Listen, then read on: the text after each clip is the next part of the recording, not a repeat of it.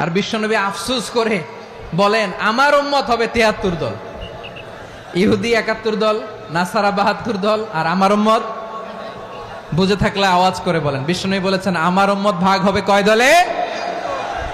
কুল্লুহা ফিন্নার, সব জাহান্নামে যাবে, ইল্লা ওয়াহিদা, একটা দল ছাড়া।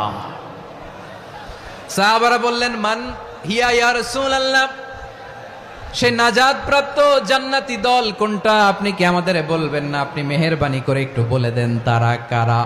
বিশ্বনবী বললেন, মা আনা আলাইহি ওয়া আসহাবি, আমি এবং আমার সাহাবারা যেই মতের উপর, যেই পথের উপর আছে, এই মত এবং পথের উপর যারা থাকবে তারাই জান্নাতের দল হয়ে যাবে।